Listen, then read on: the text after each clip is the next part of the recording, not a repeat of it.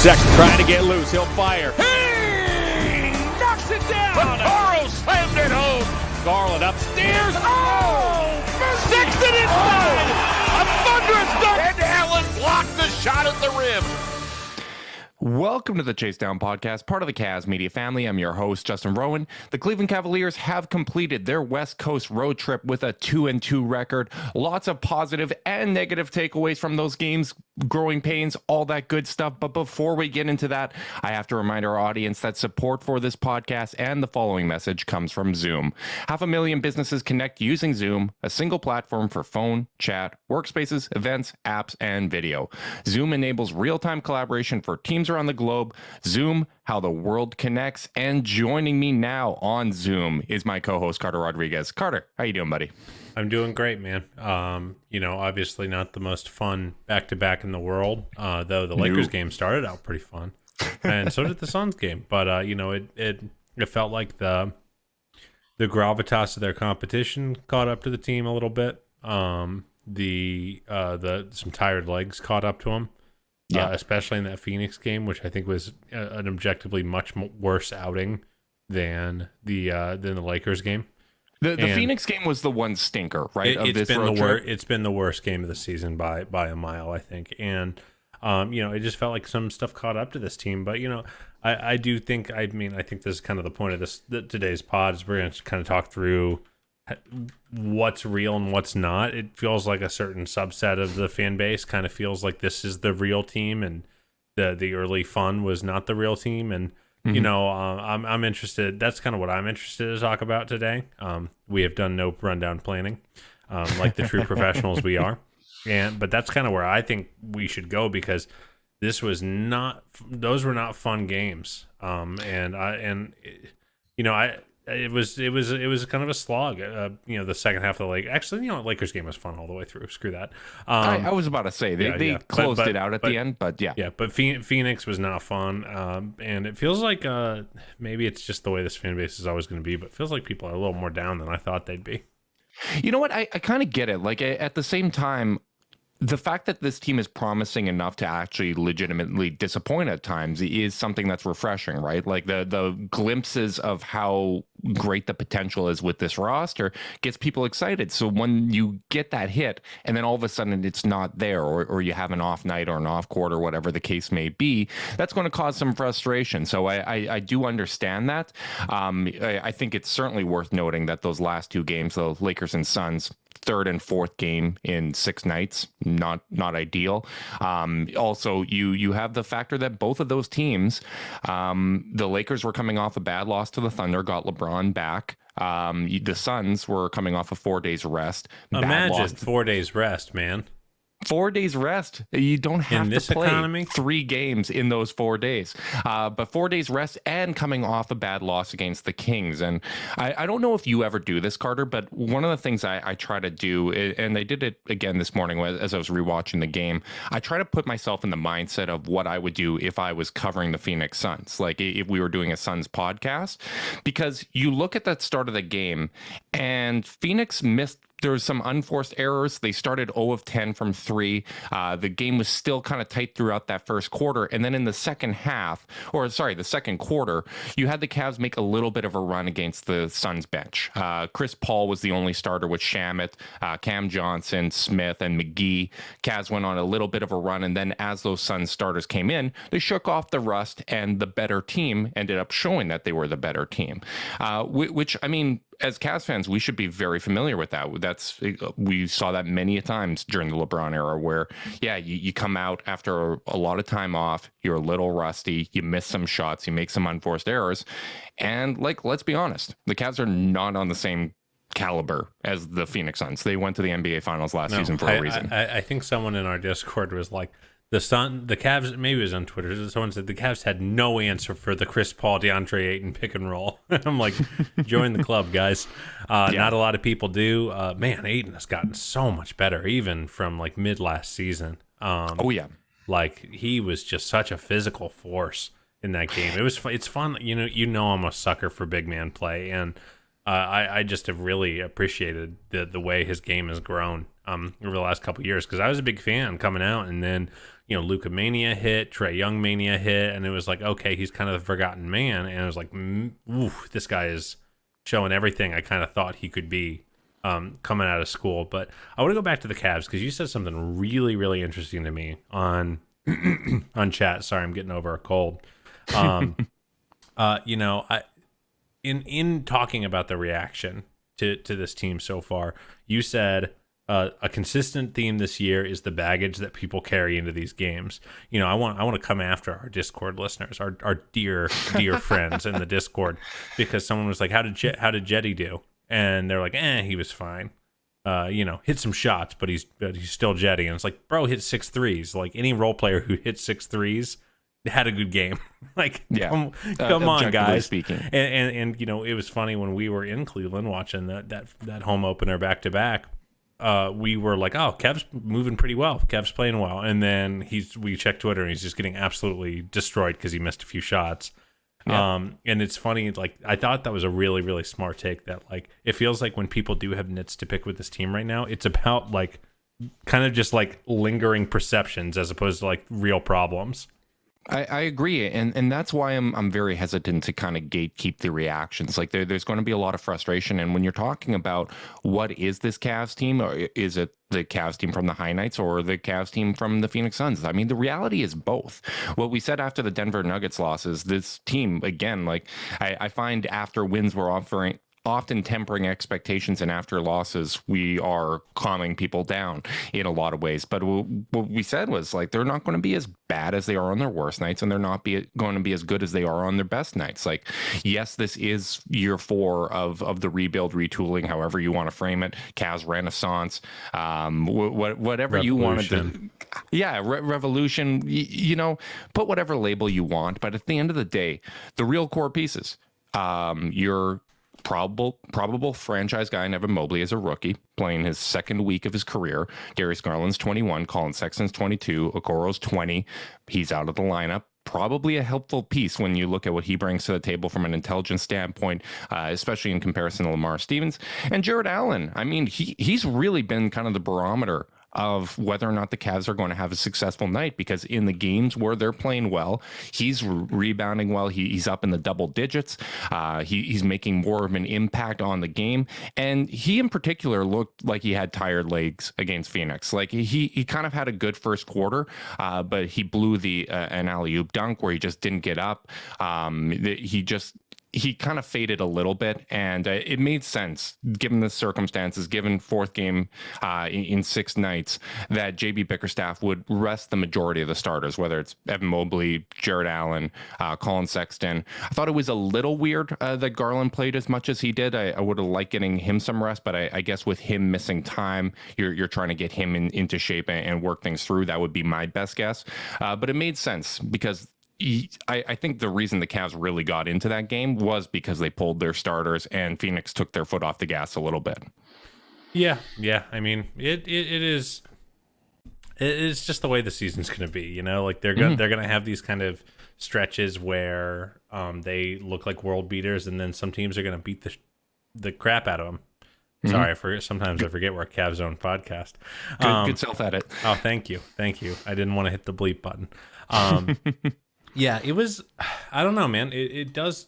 I do want to kind of ask you this, though. Like, what do you feel is, like, sustainable? Like, and what do you think is the stuff that's going to continue to pose problems? Because, like, like, for example, Evan Mobley had a bad game against Phoenix. Like, do you think that's stuff that's going to pop on tape and be a problem for him moving forward? Or do you think that's tired legs and playing an 8-man rotation on the second half of a back-to-back, and it's as simple as that? That's what I've been trying to think about with this team right now, is like, what actually is going to stick? You know what? It's hard to say, and we're probably not going to know. I mean, this is the least sexy answer, but we're not going to know until we're maybe 20, 30 games into this season. But I do think, like, when you look at Evan Mobley, one of the consistent areas or the consistent type of player that kind of gives him some problems is those that are willing to get into him and get into his chest and be physical to create that space. He he'll drop back, right? Because he's able to recover. He's got so much length that he gives defenders a lot of space. He'll shuffle with them. But you saw with Nick Batum, DeAndre Ayton, guys that are really willing to get in there, get underneath into him and create some space. That kind of throws off his timing as a defensive player. And I think to some extent that's to be expected, right? Like he is still a very lean prospect. This is part of the reason why I think it's so important to have a Jared Allen with him, someone that can take a little bit more of that bruising. But I do think, you're going to have off nights. He's not used to playing this many minutes, this many games in a week. So that's probably going to be something that's consistent. But you're going to find that a lot of those more physical teams are able to generate some good looks. Like what I saw in this game was a veteran team that was picking on a bunch of kids. Yeah. Absolutely. It felt, because it's not like the Suns. Obviously Ayton and Bridges, I suppose, are kind of athletic exceptions, but this isn't a team that, is a bunch of high flyer or even just like brutish strength kind of guys. Like Jay Crowder is, he plays tough for, an undersized 4. Yeah. But it's not like he's all caps boss man 99 for a reason, man. But it's not like there are a bunch of Steven Adams out there, But like, man, I feel like, and you've kind of noted this, like they kind of understand what they can get away with physically and what they can't get away with. And every drive to the paint, I think they stripped Darius on 3-4 straight possessions. They did. Yep.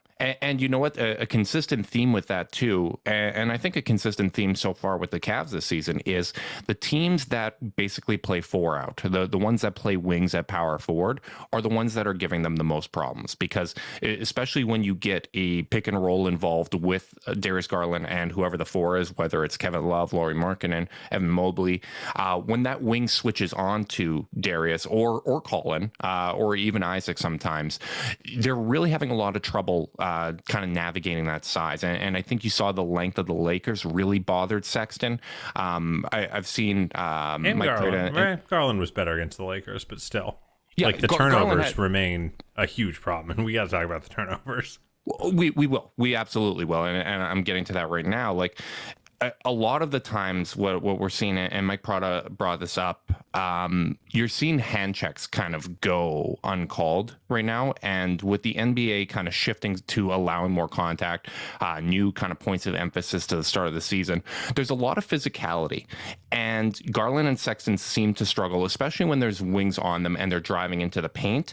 There's a level of contact and physicality that's being allowed that they are not used to. Now, they're not alone with these struggles, but basically it's kind of like in football, where if all of a sudden they allowed you to hit guys over the middle again, where you have a receiver thinking, okay, like I've been allowed this the last couple of years, they go over the middle and they just get killed. Garland, those turnovers, especially in the second quarter, you saw whether it's Jay Crowder on him or Cam Johnson, guys with length, and he's trying to get by that length. They're bumping him. They're getting him kind of out of his rhythm. Sometimes he and Sexton are looking for calls, and they're really struggling to adjust because they're so used to being allowed to probe in the interior, where guys aren't allowed to really body them up in the same way. And there's going to need to be an adjustment for that, because Garland, Sexton, guards all around the league, like Damian Lillard's averaging like 19 points, shooting 38 and 26, right? Like there is an adjustment period for a lot of these smaller guards to kind of cope with the new physicality that's being allowed. I think there are instances where fouls aren't being called, but at the same time, it's just a different style of play, and you're seeing that impact league wide. Yeah, I think so, but you especially feel it on the Cavs because they weren't exactly great foul drawers in the first place. I mean, exactly. I think Mobley's leading the team in free throw rate at and I'm not even talking about trying to draw fouls in the paint. I'm talking about Garland doing his little kind of water bug routine in the paint to get guys open. The fact that, especially when there's those wings on him, because against the Suns, they basically put Mikal Bridges on Colin Sexton, who Bridges probably top 5 perimeter defender in the league. That was bothering him a little bit. Paul was on Garland a fair bit, one of the best point guard defenders. And then you also had Jay Crowder on him, as well as Cam Johnson. And that team was built in a lab to torture this Cavs team. It really was, and it's one of those instances where it's really apparent the need of a wing creator, someone else that can kind of draw that attention, that can create some plays, because they're sticking Devin Booker on Lauri Markkanen. They stuck Chris Paul on Evan Mobley a few times to get length on Garland to kind of disrupt that, and you need somebody in the front court that's able to kind of create a little more from the perimeter. And I think that's part of the reason why you saw Jetty Osman have such an effective game, is because the length was being put on their guards, and that allowed Jetty to create. Now, obviously, him hitting shots was a big part of it as well. Which is the whole point of basketball. Right. Just to continue to defend our guy Jetty, because I feel like there's so much scar tissue with him from last season. It's like, yeah, I mean, he's never going to be a perfect player, but, I mean, the reason he was bad last year is he didn't make any shots. So if he makes shots, he's doing better. I don't get why why that would be controversial, but I feel like it kind of is. Yeah, and the other thing that I'm noticing on this road trip, and I mean, we should take a step back at the same time and say going 2-2 in this stretch was a huge win on this West Coast trip. Like that is better than we expected. It wasn't the 0-15 some people would say. Shout out to our buddy Evan Damrell. But in fairness to Evan, he didn't predict it, but he acted as though it were very feasible, and I feel like we have to at least kind of victory lap on him. Of course, but only in love, Evan. Only in retaliation of all the shots that we receive, right? Yeah, we get shots left and right. You know what? I'm not sorry. There you go. But one of the things that I'm noticing, and it'll come up against these really good teams, that especially when they kind of flip the switch and they really buy in defensively, the motion offense.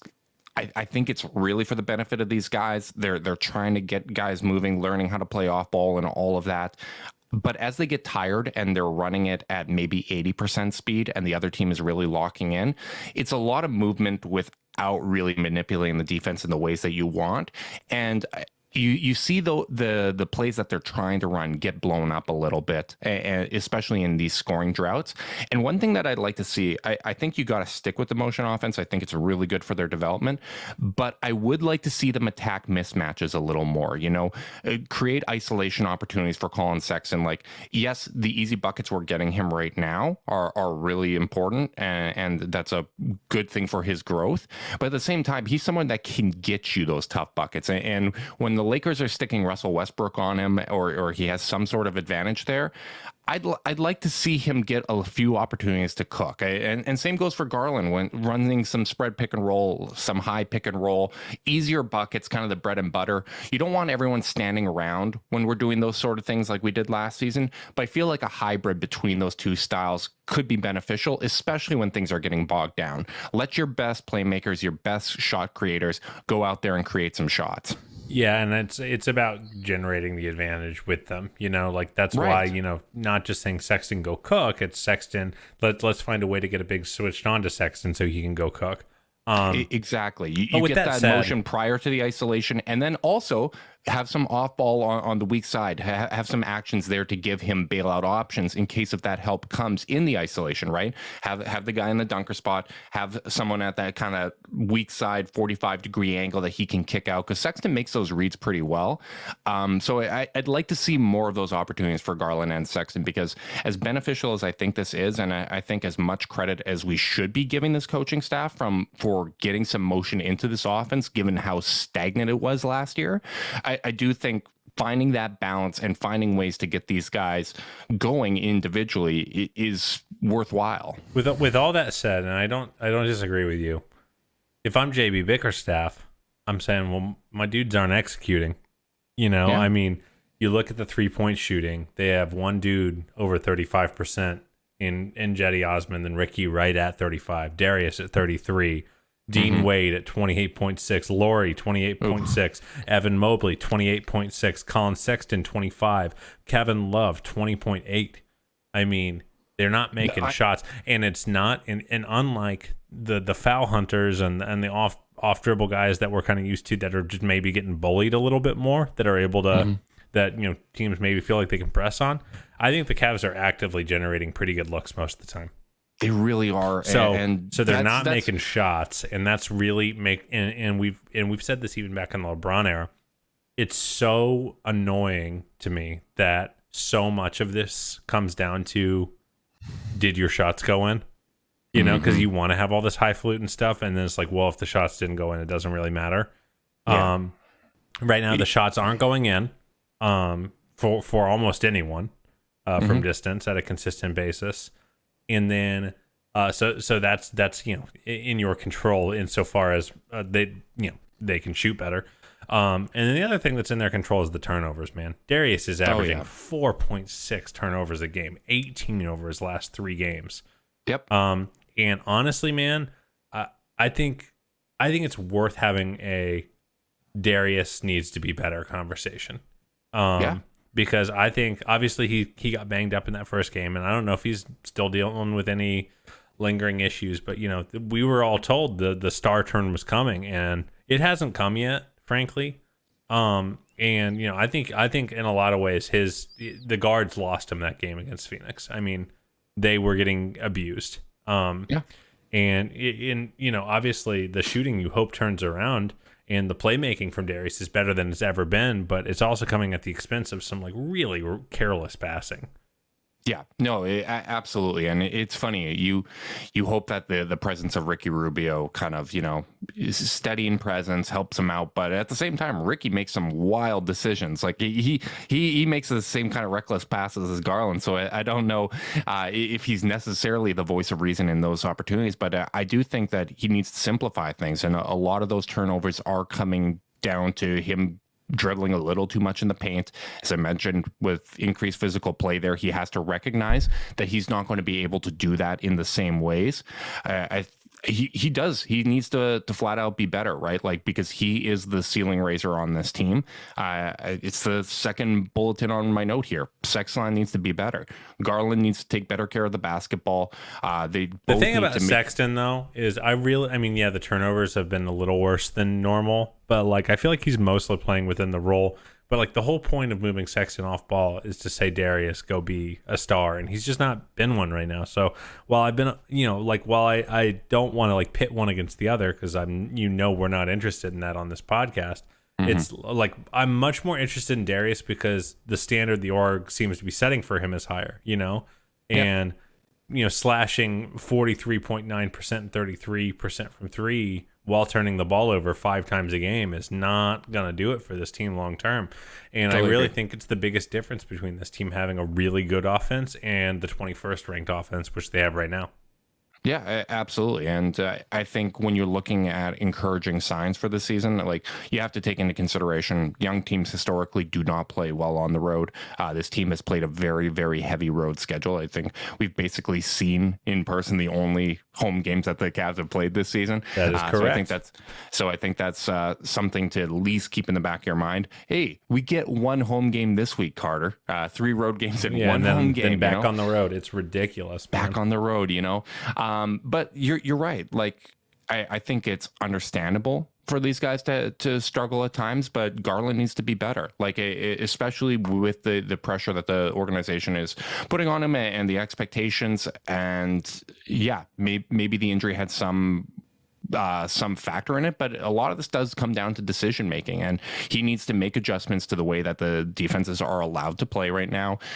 He needs to execute at a higher level, and I think it's fair to have expectations for him. I think at the same time, we should probably note Lakers game was probably one of his best games that we've seen him play. Had a nice game. Still turning the ball over 6 times, that's the thing. We just gotta I don't want to I hate it. I almost said it, but it's one of my least favorite sports talky things is I'm not gonna make excuses for this guy, as though we're as though he's listening to us, we're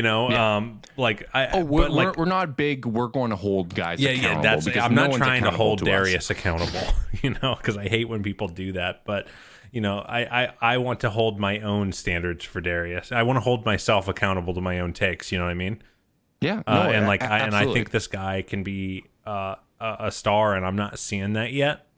So it's really a matter of it's a lot of cleanup, man. Sure, the jumper isn't falling right now, but that's not his biggest problem on the court right now for this offense. It is this team loses games when they turn the ball over 4 out of 5 possessions in a stretch. Yeah.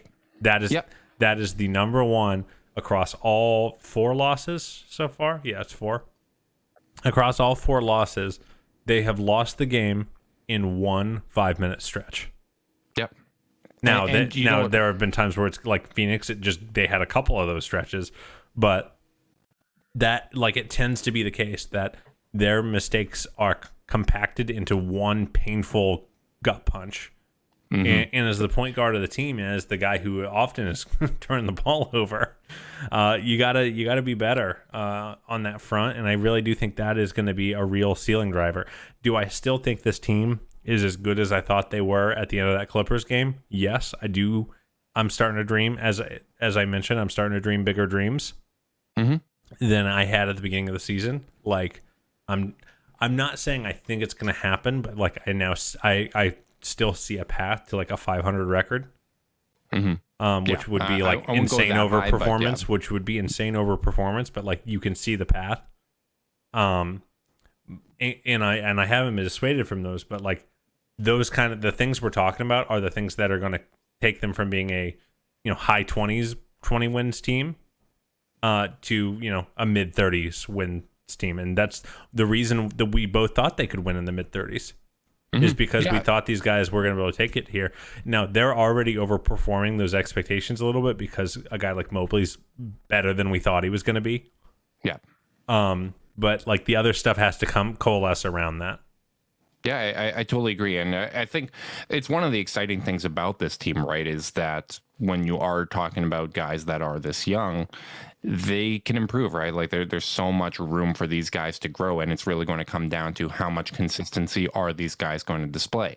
How many off nights is Darius going to have? How many nights are we going to find where Colin, whether it is just not getting him involved enough or him kind of struggling to find his footing within this offense, how many nights he's not going to be able to score? I think one consistent thing with the 2 guards is they need to be a little more decisive. Like those guys, the 2 of them got into a lot of turnover trouble against the Lakers and Suns, leaving their feet before they pass, right?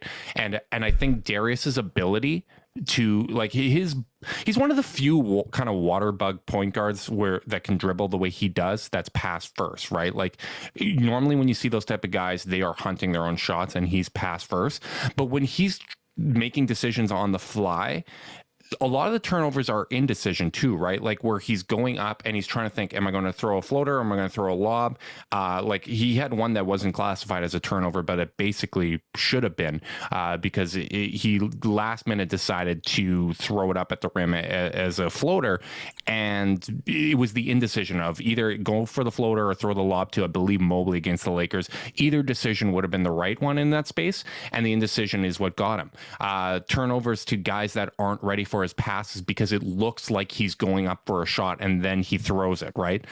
There was one to Lamar Stevens that you have a few of those in tight in the paint. So just being more decisive, whether or not it's the right or wrong decision, just make one a little bit quicker, because I think it makes it easier for the teammates to play off of that. And you can also learn from that from a film standpoint, right? Like I don't want this season to be one, and I don't think it's going to be one, right? Like I think they are still experimenting with the rotation. They are giving guys room to make mistakes, but I don't want these guys to make decisions to protect their true shooting percentage or their turnover rate or whatever the case may be. I want them to go out there and make mistakes, but I think they need to be a little bit more decisive because the indecision that generates turnovers frustrates me more than bad decisions. Bad decisions you can learn from. Yeah, I think there's good mistakes and bad mistakes, and they've been making some bad mistakes in this run. And again, like I don't want to sound doom and gloom because I'm really not. No. This is the challenge we're always going to. I'm so excited. This is always going to be the challenge we have doing this twice a week, where we have to like evaluate what we're watching on a week to week basis. And like the last 2 games weren't good from an attention to detail standpoint. So we're going to talk about attention to detail here. But like, are we down on the team? Not one iota. We're pretty excited about this squad. They're ahead of schedule. These are the conversations that I'm really excited to have, because it's trying to identify where and how they're making those mistakes, so we can evaluate with the coming games whether or not those mistakes are as frequent, where the kind of opportunities for growth are, and whether or not they're capitalizing on those opportunities. Like, they're ahead of schedule right now. Like, I feel good about this team's ability to compete for a play-in spot right now. But when you look at this upcoming schedule, Charlotte gave them a lot of trouble, because that's another team that plays almost exclusively wings, getting out in transition. That's going to be a difficult matchup. Toronto has, I believe, 4 of the top 15 players in deflections, and two leading steals that could be guys. Challenging.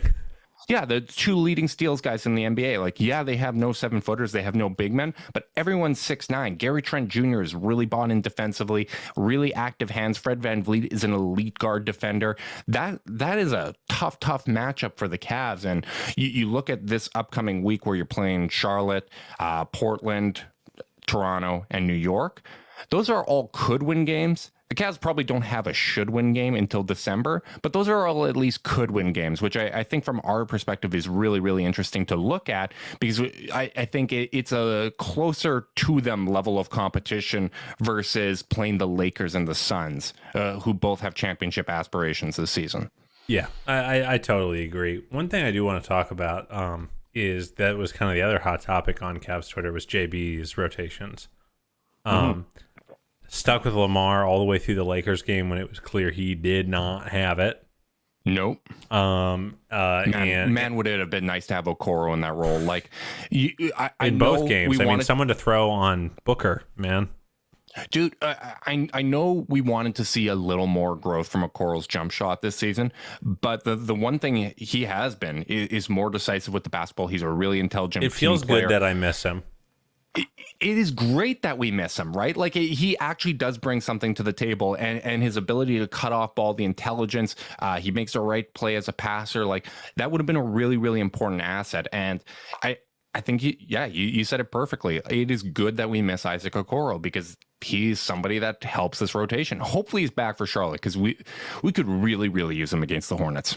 I couldn't agree more. And you know, I do think we should talk about the rotations, though. Absolutely. And I think that, you know, it's funny because I really wanted a 9-man rotation. I think when Isaac got hurt, JB just decided to just drop a body instead of adding one. And I just don't know if that was the play. And honestly, you know, it's funny because the game was over, so I don't want to like pretend like things like really jolted. But it was almost like he kind of found some dudes who were able to compete on a night where no one had their legs with that all bench unit, where they made it competitive again and made Chris Paul come back in and close down shop. Yeah. But you know, like giving, you know, a little bit of run to the Windlers and Wades and Jetties of the world. And obviously Jetty got his shot against Phoenix, which is a much better matchup for him. But like, that's really what I kind of have moved. Like, no, even if dudes are out, like, stick with the 9-man. You know, like this. If this team has one thing, it's like lower mid-tier depth. You know, it's like not the rest of the league isn't going to be hyped about Dean Wade, but Dean Wade can give you some good minutes on the right night. Dylan Windler can give you good minutes on the right night. Jetty can give you good minutes on the right night, and even Lamar, who had a nightmare game against the Lakers and then got in against Phoenix and subsequently took a 0-pass mid-range jumper and got yanked. Which I liked. I thought it was the right decision. I think that you if you're a coach, you have to set those expectations. You know, they talk about accountability, and I thought that was a big accountability moment from JB. Like, no, I'm bringing you in for energy and defense, not to jack up a mid-ranger. Yeah, and it's a delicate balance, right? Because you don't want guys to be so scared that they're going to get yanked if they make a mistake, right? Like, but that's not a mistake, you know. That's just bad. That's a bad decision, and there's a difference. Right, exactly. If you are making mistakes, if you are missing shots within the flow of what you're supposed to be doing on the basketball court, that's fine, right? Like, you can live with that. It's process over results, right? And that was just bad process and awful result. And the reality really is, we don't have enough reliable options to go with an 8-man rotation. Like, we don't have 8 known commodities that are going to perform well on any given night. But Okoro is there. I think they do. I don't because there's nights where Darius doesn't have it, where Okoro doesn't have it, Sexton doesn't have it. All those play guys, those guys, though, is my point. Like you always have to play. But that's why I think 9 remains the golden number, no matter who's available. That was my point, is that I think you should stick with a 9-man rotation, maybe 10 if the guys that you have at 8 and 9 aren't having a great night and you want to give someone else another look. And again, it's kind of walking that fine line of giving those guys opportunities to earn and make mistakes within that spot, within the rotation, versus always looking over your shoulder, because that's not a healthy environment. But at the same time, like I completely agree. I think you want to, at the very least, Jetty Osman has played well enough this season that he should be a consistent part of that rotation.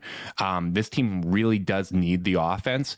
And when you're looking at the guys that fill out this Cavs rotation, there are no real complete players, right? Like Lamar Stevens is a good defender. And I think because he doesn't do he doesn't do other things well yet at this stage of his career, people assume that he is a great defender. He's not. He's a good physical defender, but especially with the young team, I think you need to prioritize offense if you're making those trade-offs. And Jetty has played much more within himself.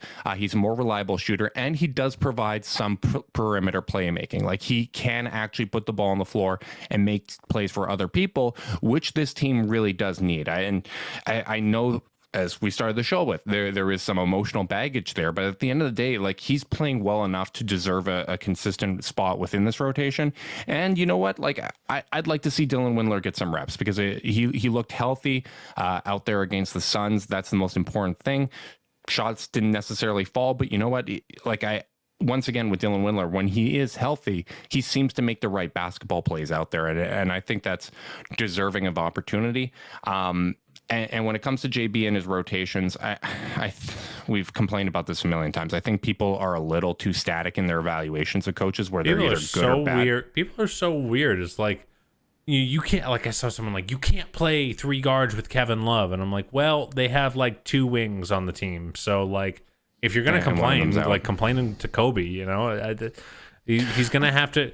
With this weird ass roster, he's going to have to play some weird ass lineups, and sometimes they're going to work, sometimes they aren't. And sometimes he's going to have good games, and some games he's going to have a bad game. Like, I thought he did a very good job. Like, JB as a coach did a very good job against Denver. He did a good job against the Clippers. Lamar Stevens worked very well against the Clippers, so I understood going to him as that option. But you have to recognize when he just doesn't have it and go to somebody else. And it almost felt like what we would do in preseason, where one player would play in a preseason game, and that was going to be his opportunity to earn a role within the rotation, and we would rest Jetty or we'd rest Windler, and then the next night would be a Windler night. I understand that there's still going to be some level of experimentation in the regular season. I just don't really like that as a philosophy, given what this roster needs. I think you should always be going at least 9 men when it comes to this rotation, if for no other reason than to not wear guys out. Yeah, and they look tired in that game. Mm-hmm. They looked so beat. And you know, if nothing else, you got to give these guys some lighter legs. I mean, 7 games in the first 11 days of the season. You know, the Suns get 4 days off heading into this one. I don't think the Cavs have. We've had 4 days off all season. Yeah, and the Cavs don't have their first 2-day break till November 8th and 9th. Unbelievable. Absolutely unbelievable. It's crazy how hard this schedule is. Their first 3-day break doesn't come till the 19th, 20th, and 21st of the month. Like, they are getting run ragged in this early schedule. There's no way around it. I don't know how it happened. I don't know how they got such hard matchups while they're getting run ragged, but you're gonna have to trust some role guys to win you games. You know, maybe with some lighter legs, Jetty's 6 3s are more impactful, you know, like, yeah, because it, like, you know, you can't ask more from your 8th, 9th man than 6 3s. You just can't. Yeah, totally agree. And if you're going to make those trade-offs, if you're going to make a compromise, I think with a young team, it is best to lean offense, because especially when you have Evan Mobley and Jared Allen defensively, like, we're making that trade-off with Lauri Markkanen at the perimeter. Like, we're saying, hey, just, you know, stay in position, use your length. Jetty's a pretty big wing at like 6'8", 6'9". Just use your length, because if you get blown by, which is Jetty's issue, right? Like, he's 6'9". Isn't he? He's close 6'7". to it. He's listed at 6'7". Oh no, Jetty's huge, man. Okay, and anyways, I'm calling him 6'8". Anyway, he's a big wing, but if he gets blown by, which is his issue, right? Like he's probably the worst defender on the team at this point. You have guys that can rotate over and can be disruptive there, right? Like we talked about the downside of physicality being allowed in the paint when it impacts Garland and Sexton. On the flip side, Evan Mobley and Jared Allen could be, if this was last year, we'd probably see a whole lot more whistles for those guys simply breathing on guys in the paint. And I do think that there is going to be a bit of an evening out. Like they're going to find a balance with the officiating. The officials often come in very hard at the start of the year with a new point of emphasis. And then it eases up to kind of find that equilibrium. I'm sure that's going to happen. Carter, I'm going to read you some stats from our buddy Blake Murphy, currently at Sportsnet. Blake Murphy tweeted out that fouls currently this season are at the lowest they've ever been in NBA recorded history, with 19.2 per 100 possessions. We are also at the lowest three-point percentage for the NBA since 1998-1999. We are at 34.1%, and the average offensive rating for the NBA is its lowest since 2015-2016 season at 106.2. So right now you're looking at a Cavs team with a slightly below average offense and a slightly above average The lowest defense. foul rate ever is crazy. They're allowing tons of contact. Like they're. How long has that stat been tracked? I mean, per 100 possessions track. I have no idea. My God, that's a crazy number. 19.2, man. Like they're allowing tons of contact, and I think honestly, the game's been better. I like it. It has been better, and I think there is going to be a bit of an equilibrium. As I mentioned, like the hand checks being allowed on the perimeter again. I think that's going to start getting called. Like guys are allowed to beat guys up and restrict movement out there. But one of the important things when you look at the guards, and it happened again against the Lakers, it's happening against the Suns. Sexton and Garland in particular really need to take those open threes when it comes to them. I know they're not shooting well, and I know Garland's 3-point percentage or his 3-point rate is up, but those guys need to be taking those opportunities. You cannot be passing up open threes because those opportunities in the lane are not currently there in the ways that you are accustomed to. Yes, the numbers are going to be down. Like at the end of the day, they were playing in empty arenas last year in the juice ball era. Like it is very clear we were playing in the juice ball era where there's just too much movement allowed, too much freedom, the offensive players could do whatever they want. So Sexton's numbers are going to go down. Garland's numbers are going to go down. It's going to take us a little bit of time to adjust to quote unquote the new normal of the NBA. But at the same time, right, like you're going to have to adjust to that. And you would think that from a coaching standpoint, from a tactical standpoint, from these guys being young and figuring out the most effective ways to play, you would think that they'd be able to make these adjustments. So it's nice that we are ahead of schedule and we are also due for some positive regression when it comes to shooting, right? Like, because we have some guys that are proven shooters over the last couple of years that are not yet shooting well this season. Yeah, I mean, they're 28th in the league in 3-point shooting with a bunch of dudes who are actually good shooters shooting now. Yeah. Like Lauri's consistently getting good looks. It's not like they're not getting good shots up. And speaking of players who, he only got a few minutes, but I don't know if there's a player I root more for on the Cavs than Dylan Windler, man. Every three he put up, I was like, come on! And it just didn't love that go. he was pulling them. I love that he was pulling them, and he made some nice plays. Like some when he really blew nice by the plays, guy man. for a dunk, when he dove on the ball and when he threw the ball behind his head when he dove for the ball, like just kind of the awareness of where his teammates are. Like I thought he earned. And I'm gonna say this because I love Dylan Windler, and I just like the way he plays, even though the threes haven't been landing as much as we want so far in his career. But like I thought that was some minutes earning stuff to me in that game. Well, I thought he helped fight him back into the game and make it competitive again. Yeah, I mean, team just picked up his team option, right? Like they exercised the team options on Darius Garland and Dylan Windler. I would have been really sad if they didn't pick it up because that would have been such an indicator. Yeah, like especially when you have your two-way spots to take chances on guys. Windler's contract, I think it's reported around like $2 million a year. Like you're not going to get some upside there for that amount just on the free market. So you might as well try things out, because I've liked what he provides when he's healthy. I'd like to see him get some more minutes, and I think we both agree. Like we'd like to see JB open up the rotation a little bit, go a little bit deeper, don't wear guys down. But you know what? Like the exciting thing about this is all correctable stuff, right? Like they are responding well to adversity, but now you're starting to see more, right? Like teams are figuring out what the Cavs are doing. They're making adjustments. They're putting shooting guards or they're putting their weakest defender on Lauri Markkanen because they know he's not going to be physical with them.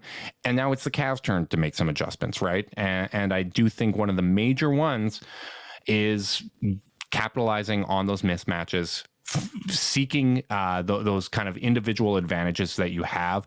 I mean, that was one of the things people criticized Ty Lue a lot for not having enough motion in his offense, but they were creative in the way that they generated isolations, and I would like to see a little bit more of that with the Cavs.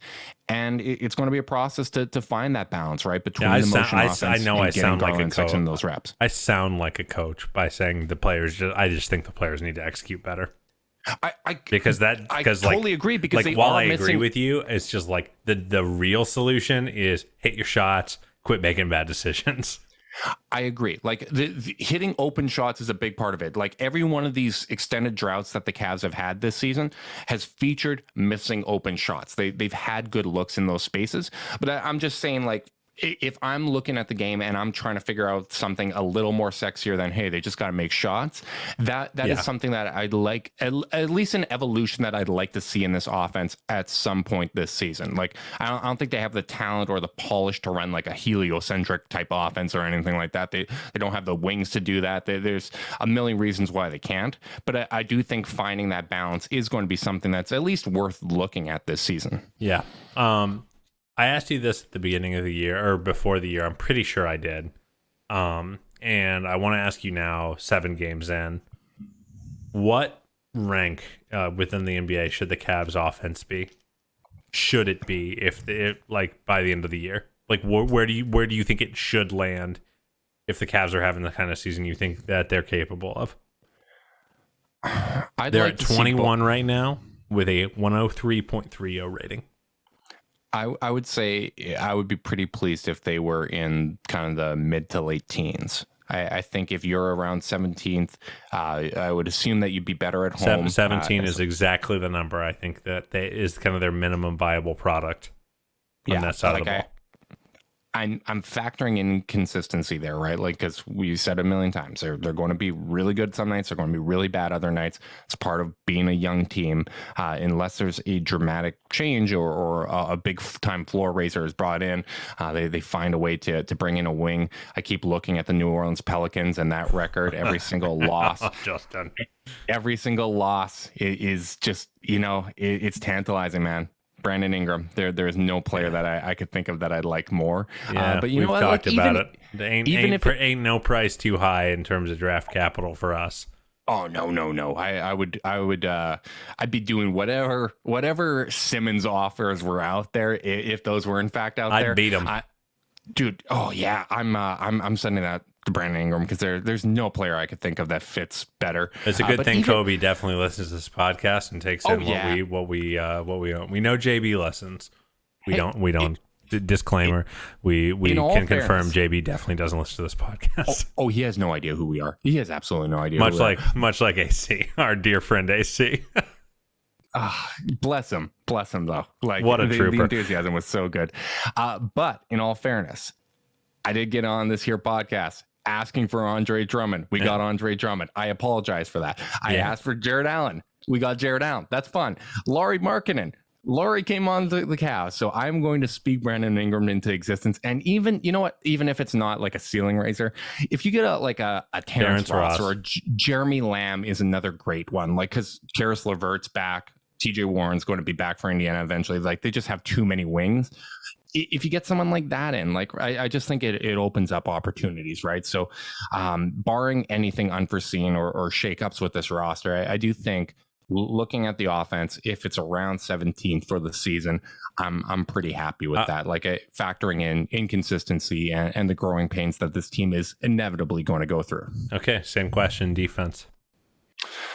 I would say about the same. Like I think this team has a lot of potential on the defensive end, but like I can't go higher than like 15th because I just think that if they want to, I think that if they want to get up to that 35 plus win watermark, I think they got to beat like 11th or 12th, and I think they can.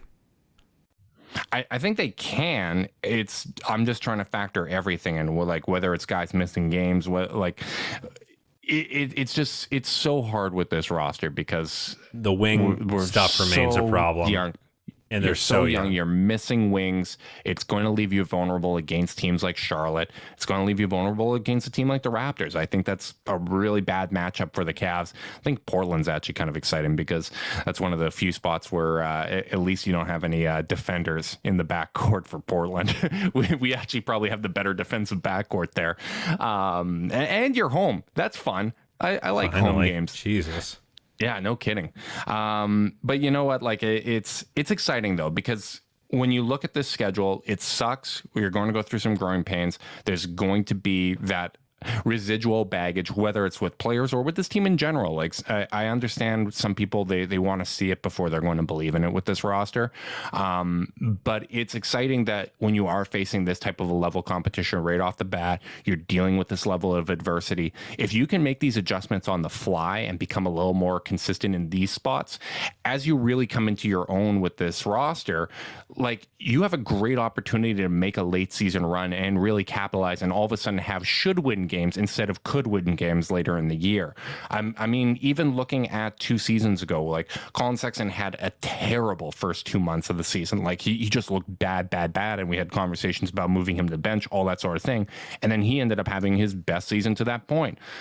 Like there is opportunity for these guys to really come into their own this season, and I'm not expecting a finished product week 2 starting this many guys this young, right? Like, and with I the really do schedule think that this is bad, an exciting opportunity. I hate to keep being the schedule whiner, but I literally have never seen something this hard for a team in the Cavs position. I mean, I don't remember stretches like this when LeBron was here, when they were good and gone like, man, we got a lot of tough matchups here. The closest thing was February of last year, and everyone died prior to February, so that hurt. You were playing games without any guards and whatnot, but it's almost like they took what the Cavs had last year after like the start of the season and were like, try that for a month and a half, try that for 2 months here. Like there really is so few should win games in that stretch. Yeah, and it's I was and part of me was thinking, hey, you know, the East is much more competent top to bottom this year. The West, you know, there's really only a couple teams that are not trying to win. So maybe this is just my brain going, you know, maybe it's just being a little too, you know, maybe it's some loser stuff out of me. And then I just looked and like emotional baggage. but no, all these teams are like in the upper echelon of their conference. You know, like, you know, the Charlotte games are like days off. Yeah. Like those are the days off, and this Charlotte team's really good right now. They really, really are. But That's you know crazy. what? Like they've navigated well to this point. I think it's an exciting opportunity. The bottom line is guys need to execute better. The young guys need to be better. Jared Allen needs to be more consistent. Garland needs to take better care of the ball. Colin Sexton.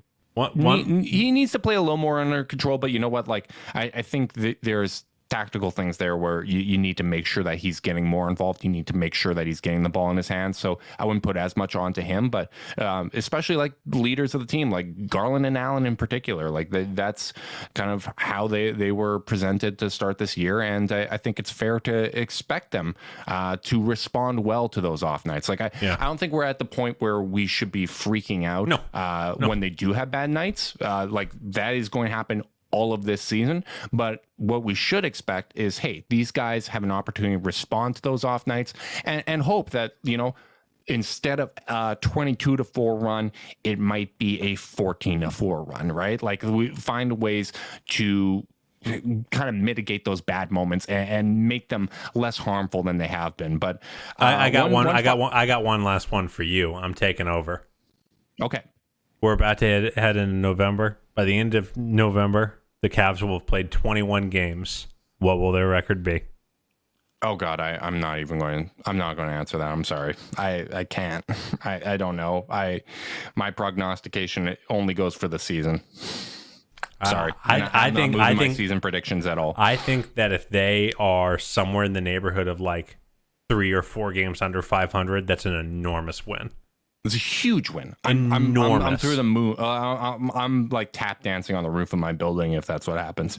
So here's what I think their goal needs to be is steal 3 or 4 games that they shouldn't extra, and we're cooking with gas. That's all we can ask of them. Let's be honest, like to get into the play-in tournament, you're probably looking at a team that's maybe about 4 or 5 games under 500. Like that's probably what the 10 seed is going to be. If you get through the hardest part of your schedule and that's where you're at, that you're just, a handful of games under 500. Then you got to play 500 ball the rest of the way, which I don't know if they can do, but that needs to be the goal at minimum. I agree. And maybe it's even, hey, if that's where you're at, you start to look at the trade deadline a little differently, where you try to get buyers, you try to become an above 500 team and really overachieve this season. But that is putting the cart ahead of the horse. I will say one thing before I wrap this up. I do think it is encouraging, and it speaks well to the preparation of this team that they have come out every single game and started well. The first quarters have gone well, and I think that is a good indicator of a well-prepared team and a team that's buying in. Nothing is harder on the spirit than a wire-to-wire ass kicking.